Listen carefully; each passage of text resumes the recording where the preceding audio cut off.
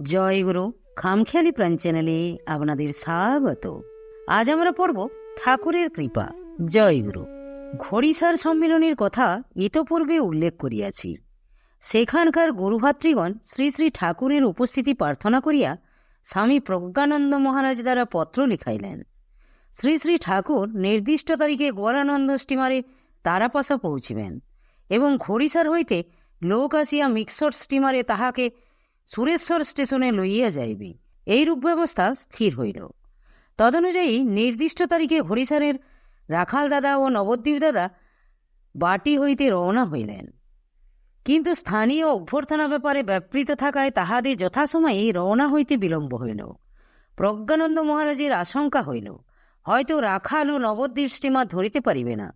Steamer ধরিতে না পারিলে রাখাল নবদ্বীপ যথাসময়ে তারাপাশা পৌঁছাইতে পারিবে না এবং তাহাদিগকে না পাইলে শ্রী শ্রী ঠাকুর তথায় পৌঁছিয়া কিং কর্তব্য বিমূঢ় হইয়া পড়িবেন।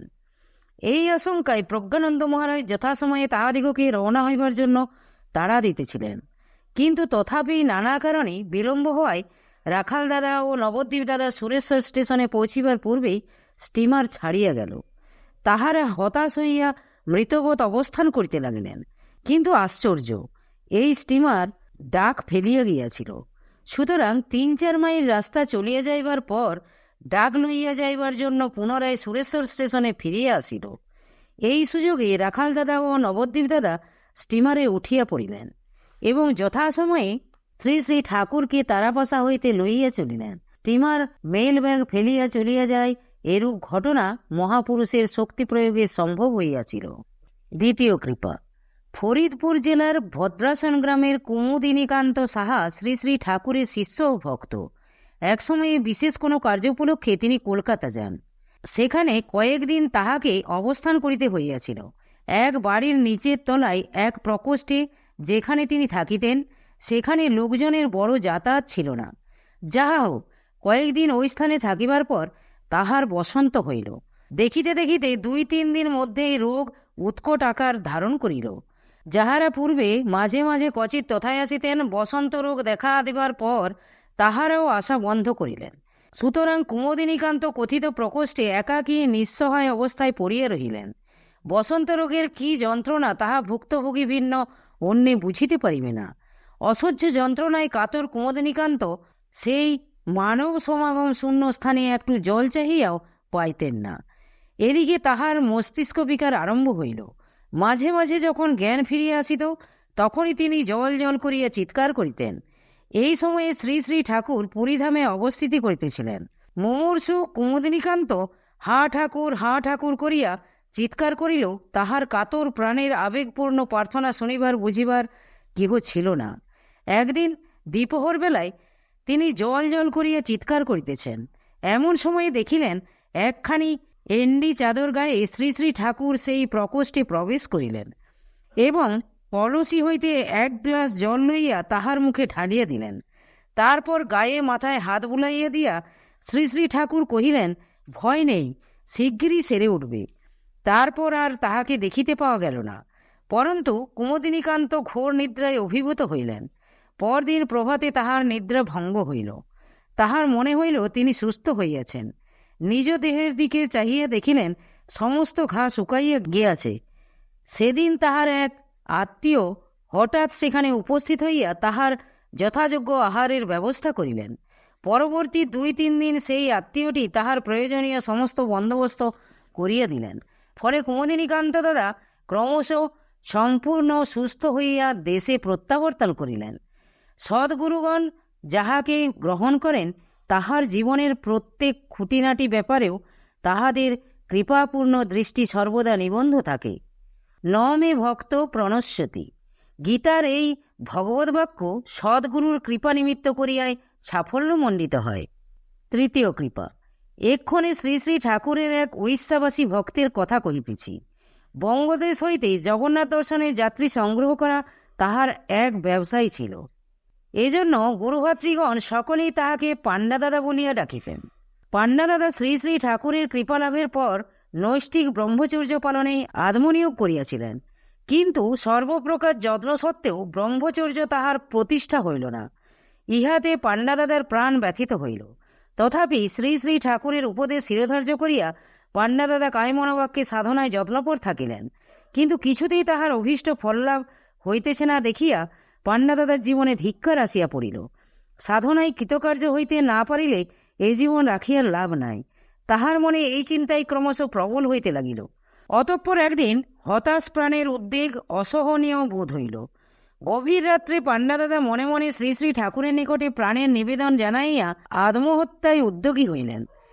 এক আম্রবৃক্ষের শাখায় দড়ি বাঁধিয়া নিজ গলদেশে ফাঁসি লাগাইয়া পাণ্ডা দাদা লম্ফ প্রদানপূর্বক নিম্নাভিমুখে ঝুলিয়া পড়িলেন। কিন্তু কে যেন তাহাকে ধরিয়া উঁচু করিয়া রাখিল।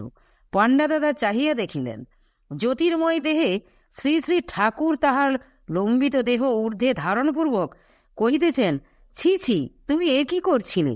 জানো না কি আত্মহত্যা করা মহাপাপ? অকৃত্রিম চেষ্টা যত্ন সত্ত্বেও সিদ্ধিলাভ না হলে তোমার তো কোনো দোষ নেই। অমন উতলা হলে চলবে কেন? তুমি তোমার প্রাণপণ চেষ্টা করতে থাকো, গুরু কৃপায় একদিন সিদ্ধিলাভ হবেই। অনন্তর শ্রী শ্রী ঠাকুর তাহার গলদেশ হইতে ফাঁসি খুলিয়া ফেলিয়া তাহাকে ভূমিতলে নামাইলেন এবং স্বয়ং অগ্রে থাকিয়া তাহাকে সঙ্গে করিয়া পথ চলিতে লাগিলেন। ক্রমে রাত্রি শেষ হইয়া পূর্ব আকাশে প্রভাতের সুস্পষ্ট চিহ্ন প্রকাশ পাইতে লাগিল। শ্রী শ্রী ঠাকুর অকস্মাৎ অন্তর্হিত হইলেন। পাণ্ডা দাদা আড়ষ্ট চিত্তে তাহার কুটির সম্মুখে দাঁড়াইলেন। তদবধি পাণ্ডা দাদা নিরুদ্বিগ্ন প্রাণে সাধনায় তৎপর রহিয়াছেন। এতদিনে তাহার সিদ্ধিলাভ হইয়াছে। সাধনা সিদ্ধিলাভ গুরুকৃপা সাপেক্ষ, কিন্তু সাধককে সর্বদাই নিষ্ঠার সহিত কর্ম ধরিয়া থাকিতে হয়। সময় হইলে গুরুকৃপা আপনি আসিয়া সাধককে কৃতার্থ করে। তিনি কখন কৃপা করিবেন তিনিই জানেন। তজ্জন্য উদ্বিগ্ন হইলে ক্ষতি ভিন্ন লাভ নাই। কিন্তু সাধকের সমস্ত রকমের উপরেই শ্রীগুরুর সতর্ক দৃষ্টি সর্বদা রহিয়াছে। 4 নম্বর কৃপা। রমাপ্রসন্ন রায় ঢাকা জেলার অধীন মানিকগঞ্জ মহকুমার মালঞ্চক গ্রামের অধিবাসী। ইনি কতিপয় বৎসর নৈষ্ঠিক ব্রহ্মচর্য অবলম্বনপূর্বক কোকিলামুখ আসামবঙ্গীয় সারস্বত মঠে অবস্থান করিয়াছিলেন এবং শ্রী শ্রী ঠাকুরের ভ্রমণকালে বহুবার সেবকরূপে তাহার সঙ্গী ছিলেন। কিছুকাল পরে রমাপ্রসন্ন তীর্থাদি ভ্রমণে অভিলাষী হইয়া শ্রী শ্রী ঠাকুরের অনুমতি লাভান্তে মঠ হইতে বাহির হইলেন। মঠ হইতে গুয়াহাটি পর্যন্ত রেল ভাড়া তাহাকে দেওয়া হইল এবং রমাপ্রসন্ন যথাসময়ে গুয়াহাটি স্টেশনে পৌঁছিলেন।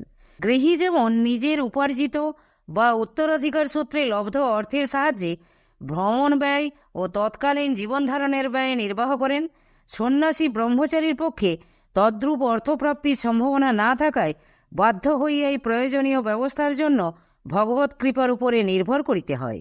ইহাতে সন্ন্যাসী ব্রহ্মচারীর ভগবৎ বিশ্বাস ক্রমশ দৃঢ় হইতে থাকে এবং সুখ দুঃখ উভয়কেই ভগবানের দান জানিয়া নির্বিকার চিত্তে ধীরভাবে উহাদিগকে গ্রহণ করিবার ক্ষমতা জন্মে।